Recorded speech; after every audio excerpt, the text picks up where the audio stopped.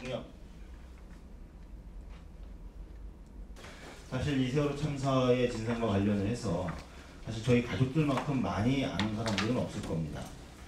과제가 무엇인지 또 그 방향이 어떻게 나가야 되는지 아마 우리 가족들만큼 많이 아는 사람들은 없겠죠. 그러나 반면에 또 다른 시각에서 보면 또 우리 가족들만큼 모르는 사람도 없을 겁니다. 그럼 여러 가지 이유에서 그렇기 때문에 굳이 설명을 안 드려도 알 것이고요. 예, 반갑습니다.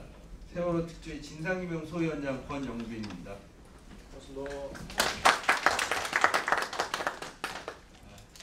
일단 저는 이렇게 인사드리고요. 또 여기 장 의원님. 네, 안녕하십니까. 초도맹 진상규명소위원회 위원으로 있습니다. 장환입니다.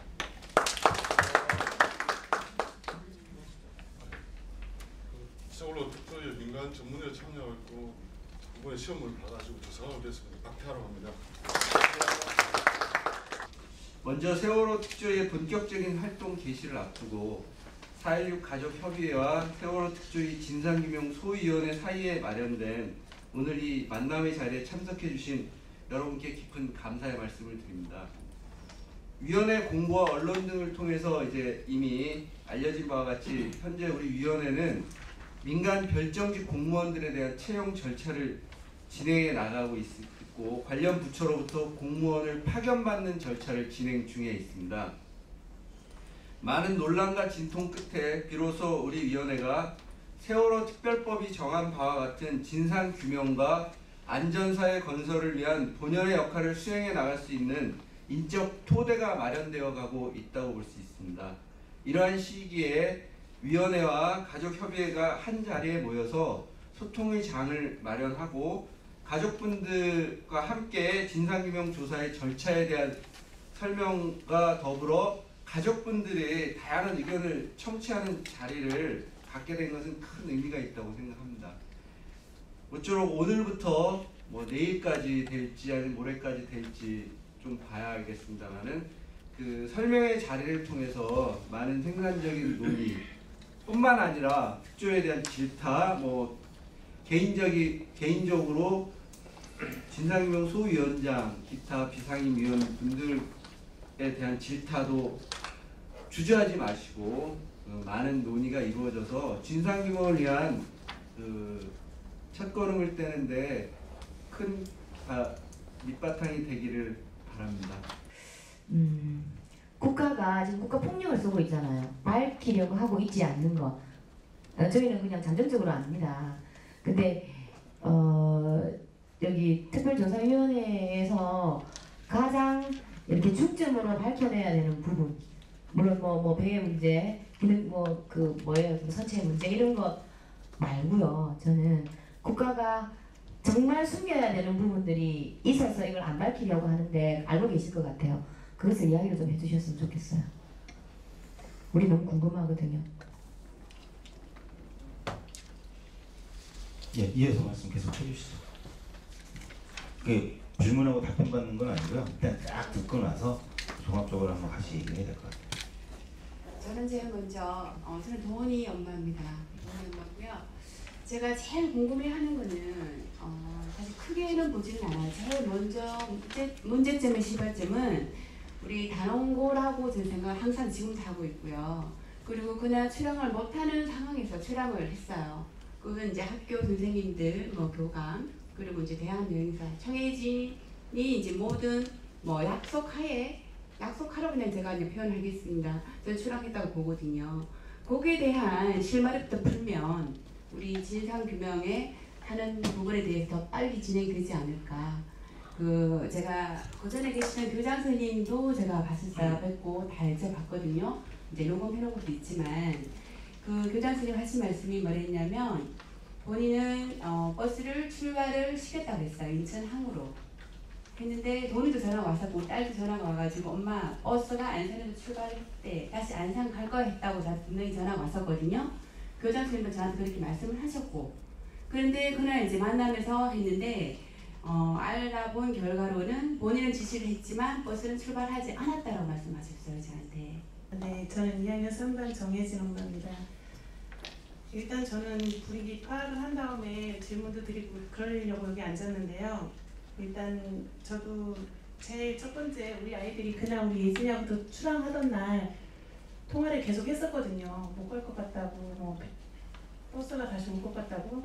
그에 관해서 학교하고 여행사나 이런데 무슨 관계가 있었는지, 그 악천후 속에서도 왜 그 유일하게 세월호가 그날 출항만 안 했으면 애들 이런 일 절대 없었잖아요. 뭐 기다리다 이런 거 상관없이. 그래서 그 첫날 그 배가 출항하게 된 이유, 그거에 제일 알고 싶어요. 저도 2학년 3반 윤민이 엄마인데요. 저는 특별조사위원회에 물어보고 싶은 거, 답을 듣고 싶은 거 딱 3가지예요. 첫 번째는 왜 배가 침몰했는지, 두 번째는 왜 하나도 구하지 않았는지, 세 번째는 그 계획을 누가 세웠는지, 아니면 누구의 잘못인지.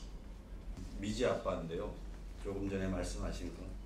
특조위 아직 시작도 못했고 예산안도 받지 못했는데 그럼 지금까지 무엇을 하셨는지 그 이유를 분명히 말씀해 주시고 예산안도 좀 빨리 받을 수 있는 방법이 있다면 빨리 찾아서 그걸 예산을 받고서 우리가 원하는 특조위를 꼭 빨리 시작했으면 좋겠습니다. 우리가 유가족들이 원하는 것은 다른 거 없지 않습니까? 진상규명. 그 한 가지만 놓고서 빨리 해주셨으면 감사하겠습니다. 예, 2학년 1반 이수연 답입니다. 특히 그 조사 일과장이 그 사법경찰 일반이 부임한다고 그러는데 일반 행정관이 부임하는 거하고 사법경찰관이 부임하는 거 무슨 차이가 있고, 또 앞으로 이제 이 공무원들이 부임함으로써 그 특조위가 앞으로 활동하는데 상당히 그 제약과 그 한계가 이제 많이 마찰이라든가 정부의 압력이라든가 간섭이 많이 이루어질 텐데. 이수연이 아버지하고 저하고 이제 생각이 일치하는데요. 침몰 시각이 07시 07분에 그 대화한 내용이 있거든요.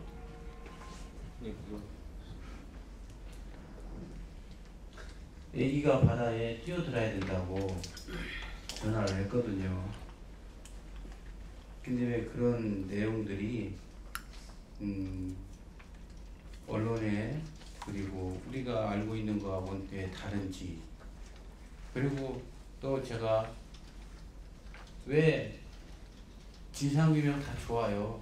진상규명 다 좋은데 물론 선체 인양하기 위해서 지금 활동하고 있는 걸로 알고 있는데 저는 그래요. 닦아놓고 배만 인양하고 하자 이거예요.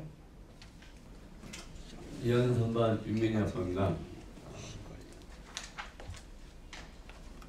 첫 번째로 지금 물어보고 싶은 게요. 특조위 진상 소위원장님이 계시니까 활동을 앞으로 어떻게 하실 것인지, 거기에 만약에 활동하시게 되면 거기에 대한 이제 운영비가 들어갈 텐데 정부에서는 거기에 대한 운영비를 계속 차일피일 밀어가면서 안 줄 거라고, 지원 안 해주면은 당연히 위축이 될 텐데 거기에 대한 운영 방안이 있는지. 송아빠입니다. 그 포괄적인 얘기를 좀 해야 되겠는데, 사고의 전, 참사의 전, 그리고 참사 당시, 그리고 참사 후 3개로 나눠야 될 것 같고요. 참사 전 상황에 와서는 왜 그딴 배가 아이들을 싣고 가야 했는지, 국가가 어떤 부분을 관리를 안 해서 그따위 배가 애들을 싣고 갔는지, 그 부분에 대한 접근이 있어야 될 것 같아요. 분명히 관리 미숙으로 인해서 그따위 배가 나갔으니까 그 부분에 대한 자잘못을 좀 확실히 가려주시기 바랍니다. 수많은 국가의 관리 미스가 밝혀지리라고 저는 판단을 하고요. 참사 당시로 가서 구조할 수 없는 역량이었는지, 구조할 수 있는 역량임에도 불구하고 구조를 못했는지에 대한 잘잘못을 좀 가려줬으면 좋겠어요. 할 수 없었던지 안 한 거라는 생각이 들거든요. 그러니까 그 부분에 대한 접근이 좀 있었으면 좋겠고요. 그 후로 가서는 왜 그 많은 언론들이 마타도를 생산하고 이런 부분들이 있었다가 그런 부분에 대한 까지 해서 크게 전과 참사 당시와 TF에서 제가 생각하고 있는 그 의문점은 거기가 있고요. 그리고 특조위에 바라는 점은 특조위 활동 전반에 대해서 큰 플랜을 한번 일정을 한번 제시해 주셨으면 좋겠어요. 예, 5반의 큰 김건우 아빠입니다.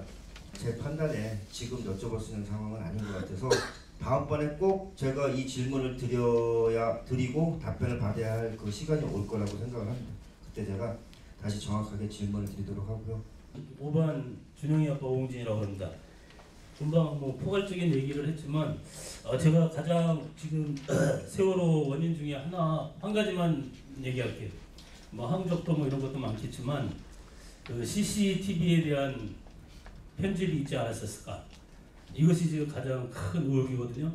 CCTV가 제대로만 밝혀진다라면 사고 초기 새벽에 증언했었던 충격이나 기울어짐, 7시에 생존 학생들이 증언했던 뭐 식판의 기울어짐, 그리고 화물 기사들이 침몰을 느꼈다라는 모든 부분들이 CCTV에 안겨져 있을 거라 생각을 합니다. 그리고 64 CCTV 안에 보면 서치 모드라고 해서 작동이 안 되는 채널들이 상당히 많이 가려져 있고 시간대별로 영상이 잘려 있습니다. 그리고 이후에 7시 50, 8시 59분 46초쯤 되죠. 30분쯤에 일시 정지됐었던 부분, 그리고 그 CCTV를 들고 나왔었을 때 바지에 있는 거를 뉴스타파 한 기자가 발견을 하고 가족들한테 연락을 했었는데 그 CCTV는 그 안전데스크에 정확히 고정이 되어 있었던 걸로 판명이 났는데 그것이 어떻게 세월호 선내에 떨어져 있어서 그것을 바지에 갖고 와서 가족들 손에 넘어왔었던 부분. 네, 2학년 4반 정보학과입니다. 초기 대응, 또 아까 어느 분이 말씀하신 거랑 상당히 좀 어떻게 되면 중복되는 부분도 있지만 왜 그분들은 정확히 선내에 선언을 구하고 우리 아이들이 그렇게 살려달라고 그렇게 청문을 두드리고 있는데도 그거를 모른 척하고 지나갔는지. 예, 박종대입니다.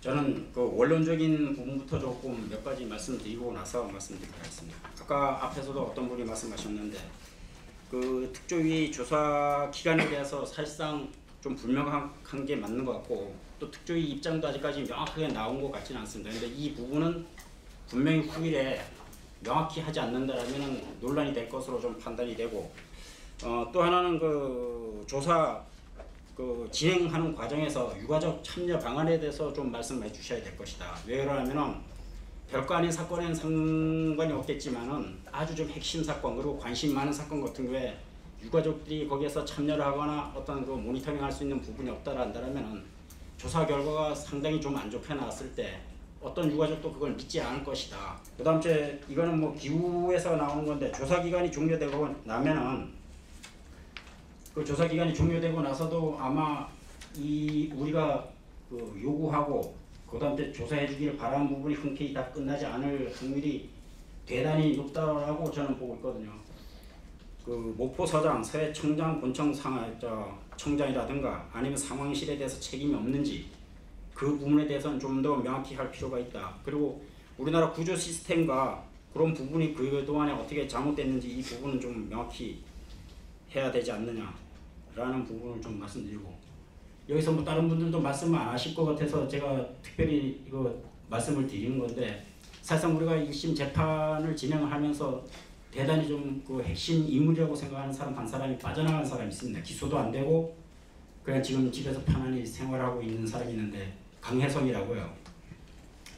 그 사람이 그 뭐냐면 해경이 그 구조를 하러 왔을 때 그리고 이제 그 선원들이 탈출할 때 거의 10시까지 강혜성이가 그 바닷물이 그 배 안으로 들어오고 있는 것을 보고 나서도 가만히 있으라고 얘기를 하고 나서 맨 끝에 본인만 살아서 나온 사람입니다. 물론 뭐 본인 얘기하면 나중에 와서 인공호흡을 받았다 하는데 동영상을 분석해 보면은 절대 그걸 받지 않은 그 부분이 있습니다. 사실은 제가 정확한 사실인지 모르겠는데 이 국가안전보장회의가 그 16일 날 아침에 열렸다고 제가 알고 있거든요. 그것도 공무원들이 출근해서 정상적으로 하는 회의가 열리는 시간이 아닌 아침 7시에서 8시 사이인가 그 일찍 했다고 합니다. 근데 그 보장회의를 한 이유를 아직 뭐 밝힌 것도 없고 국조에서도 그걸 밝혀내지 못했고 또 대통령이 24시간 읽어서 일토적으로 다 파악하고 있어야 될 비서실에서도 그 파악을 못하는 시간 있잖아요. 우리가 흔히 말하는 7시간. 네, 그 2학년 7반의 김석현 이모부라고 하고요. 사무실에서 일하다가 다시 그 진상분과에 와서 전지를 하게 됐습니다. 저는 먼저 그 대통령의 7시간을 거론하고 싶습니다. 그 7시간을 밝히지 못한다 그러면 진상규명을 할 수 없다고 생각합니다. 제일 중요시하는 부분의 하나라고 생각되기 때문에 위원장님께서는 이 부분 대통령의 7시간만큼은 꼭 밝혀주시길 부탁드리겠습니다. 행정학생 2학년이가 장혜진 아빠 장동원이고요. 어쨌든 저희가 지금 진상규명에 대한 모든 내용들이 있어가지고 국가의 책임이 있다라고 저희들은 명확하게 보고 있는 거고 국가는 책임이 없다라고 지금 얘기를 하고 있습니다. 뒤에 얘기하는 컨트롤 타워에 대한 문제점이 있는 거고요. 현재 세간에 떠도는 여러 가지 시나리오들이 굉장히 상당히 있죠.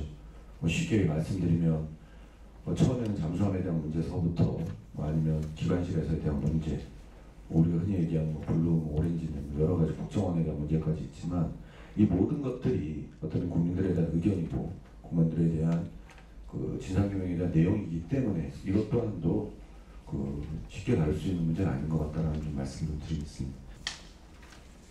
그 일찍 일어나서 여자아이들 같은 경우는 좀 화장을 하고 이런 애들이 좀 있었는데 당시에 움직일 수 없을 정도로 굉장히 기울었었다라고 말을 했어요. 근데 그 당시 몇몇 아이들이 또 야 그거는 큰 배이기 때문에 파도 때문에 그랬을 거야 해서 붙였는데 그 후에 쭉쭉 나온 얘기가 그 당시 아마 군산 정도 되는 것 같습니다. 이쯤 지나갔을 때 엄청난 기울기에 대한 부분들이 일반 생존자 분들한테도 얘기가 나왔기 때문에 과연 이 당시에 어떤 배에 어떤 문제점이 있었는 것이 제일 좀 핵심이 아닐까라는 좀 생각이 좀 들고 있고요. 저는 좀 단순하게 생각하고 싶어요. 뭐냐면 사고는 날 수 있고요. 사람도 죽을 수 있어요. 하지만 안 구한 거잖아요. 못 구한 게 아니고 안 구한 거라고 생각해요. 저는. 왜 우리 아이들을 그 생태 같은 목숨을 안 구했는지부터 생각을 해보고 싶고요. 그렇게 따지자 보면 우선 해경이 문제고요. 해경 수뇌부 지금 한 명도 처벌받지 않고 있고요. 1, 2, 3정 정장 김경일이 어떻게 될지 모르겠습니다. 재판 과정에 진도 VTS 소장 무죄 판결 났고요.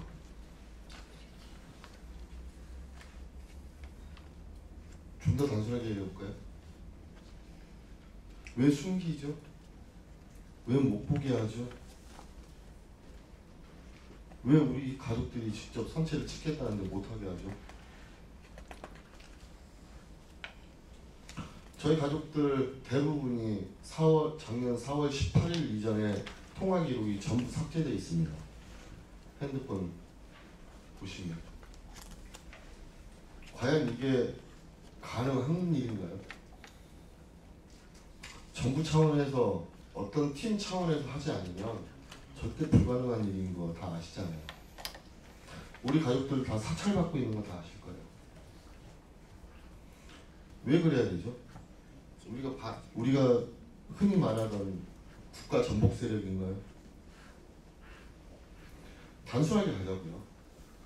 딴 거 필요 없어요. 세월호 그런 배 숱하게 많아요. 설령 완화된 배 숱하게 많다고요. 근데 왜 유독 우리 아이들 탄 배만?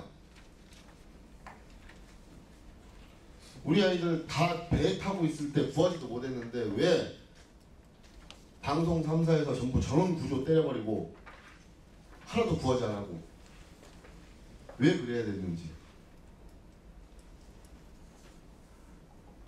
속에 있는 얘기 하시라니까 지금 하신 분들 별로 없죠? 우리 부모들 여기서 위험할 것 같아요?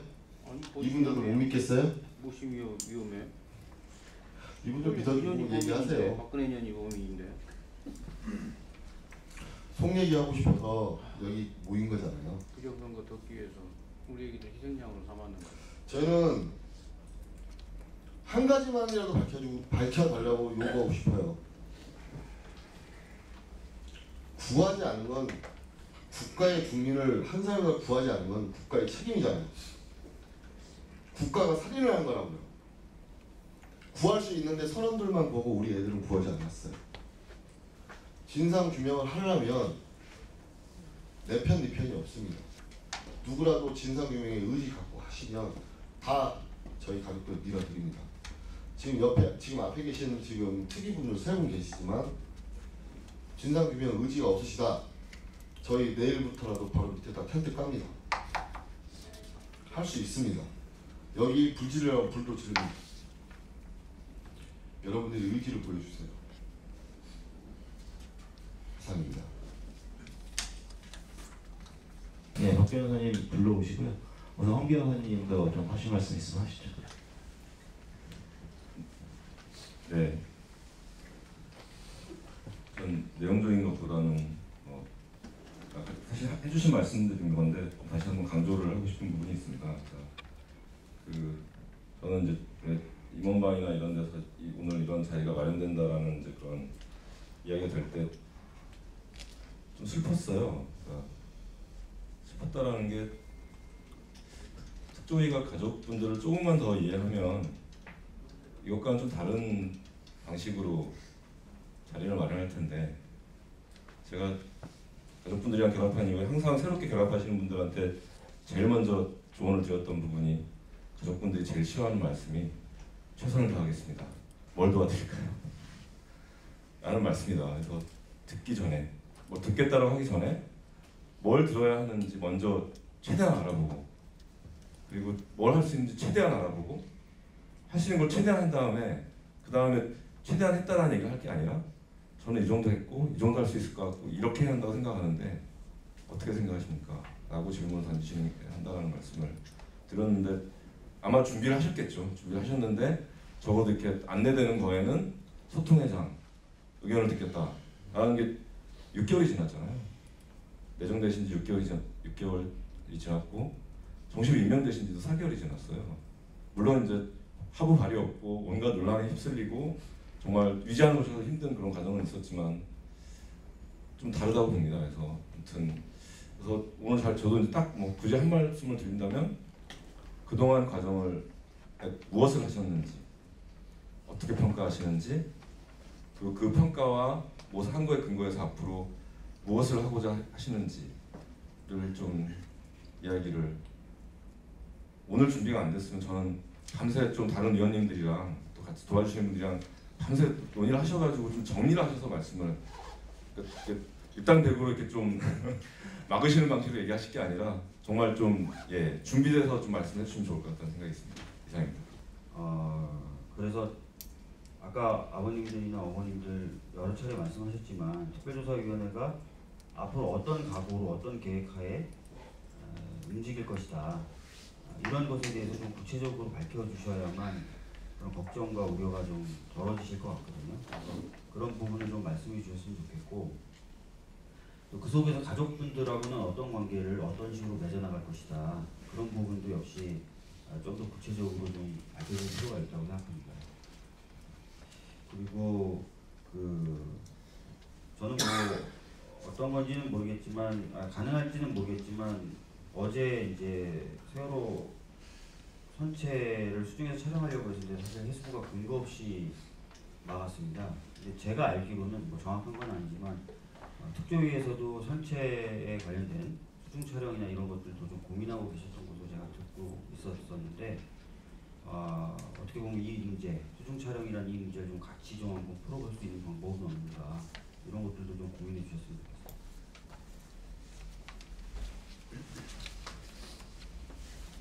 예, 우리 저 한국연대에서는 뭐 하실 말씀 있으시면. 예. 저희는 모니터를 일단 하러 왔습니다. 가족들 얘기를 얼마나 잘 듣는지 또 함께 할 수 있는 부분이 뭐가 있는지 또 저희와 같은 제3자라고 할 수 있겠죠. 국민들이 참여할 수 있는 부분은 무엇이 있고 어떻게 진상 규명을 해가는 과정에서 국민들이 참여하고 납득할 수 있는지 지켜보겠다는 말씀을 좀 드릴 수밖에 없을 것 같고요. 말씀 잘 들었습니다. 저는 개인적으로는 제가 소위원장으로서 진상규명 소위원장으로서 가족 여러분들을 정말 공식적으로 처음 만나는 자리라서 굉장히 기쁜 마음으로 있는 거고요. 물론 뭐 개별적으로 몇 분이랑 말씀을 나누고 또 여기 안산에 가서 인사를 드리고 이런 건 있었지만 정말 진상규명 소위원장의 책무를 가지고서 책무와 관련해가지고 여러분을 만난 건 처음입니다. 이게 늦어서 죄송한데요. 근데 또 그게 현재 이 특조위의 모습이 아닌가 이렇게 솔직하게 말씀드릴 수밖에 없습니다. 뭐 여러 가지 말씀해 주신 것들 중에 특조위와 관련된 부분을 먼저 간략하게 말씀을 드리겠습니다. 지금까지 특조위가 뭘 했느냐 참 별로 한 게 없죠.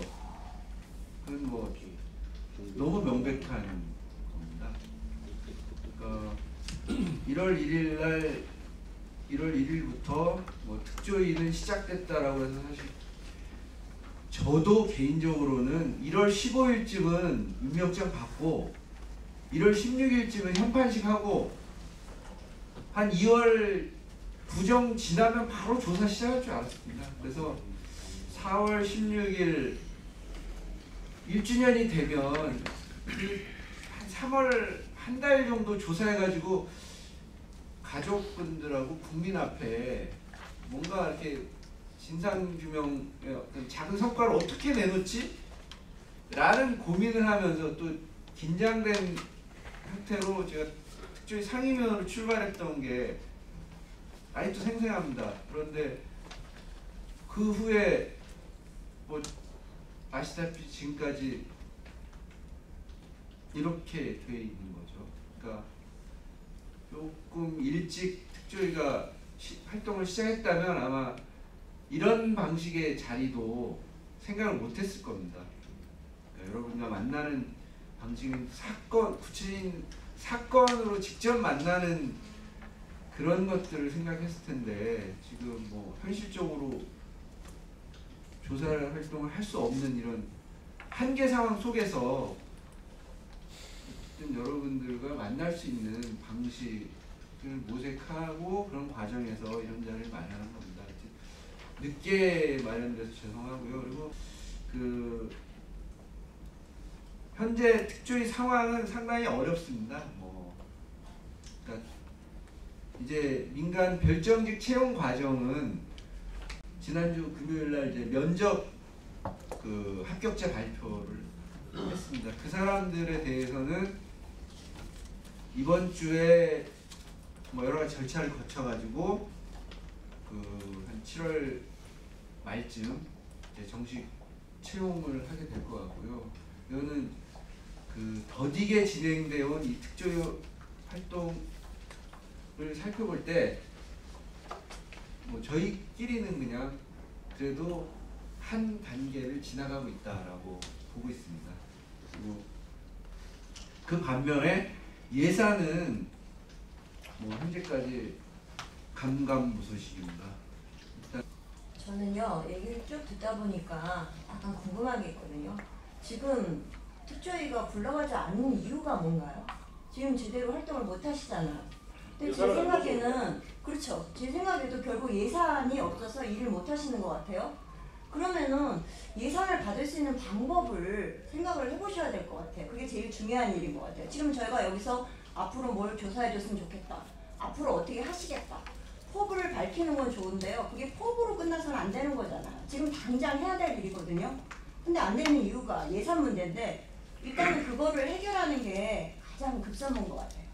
근데 그거를 특조위에서 자체적으로 해결을 못 하신다면 글쎄 제 생각에는 저희가 뭐 협의회 차원에서 공문을 보내든지 아니면 뭐 막말로 저희가 사무실 가서 들어놓든지 어떻게 뭔가 액션이 있어야 될 것 같은 생각이 제가 지금 문득 들었거든요. 그래서 그거를 특별조사위원회에서는 어떨지 모르지만 저희 경험상 국가에서는 저희가 가만히 있으면 아무것도 해주지 않더라고요. 자꾸 보채고 달라고 쫓아다녀야 해주는 나라거든요, 우리나라가. 그래서 그거에 대해서 무슨 방법이 있으신가? 아니면 방법이 없다고 그러시면은 뭐 저희가 도와줄 수 있는 뭐가 없는지, 그게 저는 갑자기 의문이 드네요. 예산 문제가 제일 중요할 것 같은데 그걸 해결 방법이 뭔지 그거에 대해서 한번 말씀해 주세요. 저희가 도와드릴 수 있는 게 있는지. 일단 감사합니다. 오늘 아침까지 확인한 내용은요. 그러니까 이게 일단 원론적으로 우리 특조위 예산은 이제 예비비에서 지출됩니다. 예비비라는 건 뭐냐면, 그러니까 작년에 이제 특별법을 만들 때는 11월 달이었고요. 그러니까 정부 그 다음에 1년 예산은 그러니까 8월 말이나 9월쯤에 이제 국회로 넘어가고 정기국회에서 최종 예산 결의할 때, 예산 의결할 때 이제 다 반영이 돼서 넘어오는 건데, 우리 이 특조위 예산은 작년에 책정이 되지 않았기 때문에 이제 예비비에서 책정이 되는 거고요. 예비비는 그러니까 통제 수단이 없습니다. 이게 시행령이랑 비슷합니다. 왜냐하면 예비비는 기재부 장관이 이렇게 기관의 장이랑 협의해가지고 차관회의 거쳐서 국무회의 심의를 거치는 겁니다. 그러니까 시행령이랑 똑같습니다, 절차가. 그래서 뭐 국가재정법상으로는 중앙행정기관의 장의 의견을 존중하여야 한다라고 되어 있지만, 뭐 시행령 제정 과정 보셨지 않습니까? 하여튼 그래서 어느 정도 기재부에서는 어느 정도 검토는 끝난 걸로 알고 있는데, 최종적으로 아마 집행에 있어서 좀 시간이 좀 걸리는 것 같고요. 뭐 저희가 볼 때는 이제 더 이상 미룰 명분도 별로 없는 것 같습니다. 그러니까 지금까지는 뭐 아직 위원회가 제대로 구성도 안 됐는데 무슨 예산이냐, 좀 더 보자, 이런 식의 얘기가 있었는데, 그 부분에 대해서는 뭐 특별히 더 유지하기가 어려울 것 같고요. 그 다음에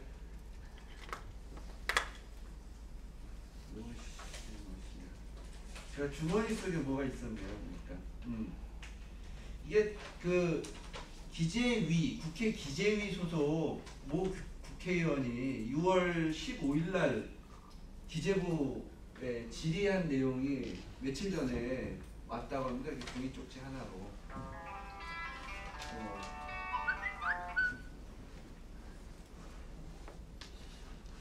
특별조사위원회로부터 15년도 예비비 요구서를 제출받아 내부 검토 중에 있습니다. 특별조사위원회의 정상적인 출범과 활동 개시에 지장이 없도록 적정 소요를 지원할 계획. 뭐 이렇게 그냥 말은 그럴싸하게 왔으니까 일단 보고요.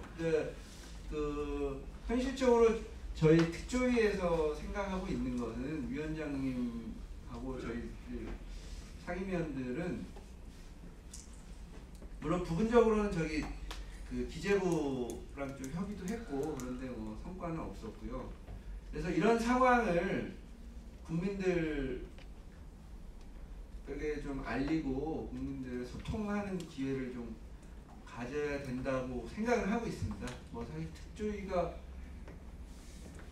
정부를 압박할 수 있는 방안이 국민적 지지를 받는 거 알고, 사실 또 구체적인 행동이라는 게 생각하기 어려우니까요. 그래서 지금 그런 정도 저희는 생각을 하고 있고, 좀 실제로는 6월 중에 이런 문제와 관련해 갖고 좀 기자회견도 하려고 했다가 그냥 일단 내부 협의를 하는 거 더 해보는 것으로 바뀌었는데, 조만간 이런 상황을 국민들께 알리는 그런 기회를 갖고 하여튼 좀 압박해 갈 생각입니다. 제가 한 말씀 드리죠. 이게 예산이 언제 확정돼서 집행되느냐가 아주 중요합니다. 아주 중요합니다. 다들 아시겠지만 이제 첫 해 예산은 보통 이렇게 이 사무실 얻는데 그 보증금도 있을 거고 인건비, 그다음에 사업비입니다. 사업비라는 게 조사와 관련돼 가지고 뭐 용역도 의뢰할 수가 있고 또 뭐 직접 나가서 출장 가서 조사도 해야 되고 뭐 이런 데서는 사업비가 제일 중요하죠 사실은. 근데 이 사업비가 우리가 이제 뭐 여러 가지 그 전문가들의 도움을 받기 위해서 용역을 해야 되는데 용역을 이제 신청을 공고를 해야 되는데 지금 7월 말 혹은 8월 이렇게 나오면은 한 4개월, 5개월 예산이 다 나오는 겁니다. 사업비도. 사업비 그렇게 나오면 어떻게 되는가 하면은 무슨 뭐 공고를 하고 그래가지고 어떤 결과물을 얻는 게 보통 그 정부 예산은 연 단위로 끊기 때문에 올 12월까지 확정될 수 있는 것만 사업을 할 수가 있습니다. 그럼 실제로 아무 사업도 못 하는 겁니다. 용역 신청도 못 합니다. 해봤자 그게 공고해가지고 그 사람들 뽑아가지고 그 사람들이 연구하든 뭐 조사하든 결과물까지 나와야 되는데 올 연말까지 불가능합니다 지금. 사실 올 위원회 아무도 못 할 겁니다. 이게 예산입니다. 예산 가지고 장난치고 있는 겁니다. 그러면 우리 가족들이 할 수 있는 방향을 좀 얘기해 주세요. 내일이나 도시락 싸갖고 올게요. 이제 뭐 쫓아가야 되겠네. 또 아니 특위가 움직일 수 있는 방향을 얘기해 주세요. 우리 가족들 내일이라도 어머니들 도시락 싸갖고 올게요. 여기 몇 명이에요? 김밥 싸갖고 올게요.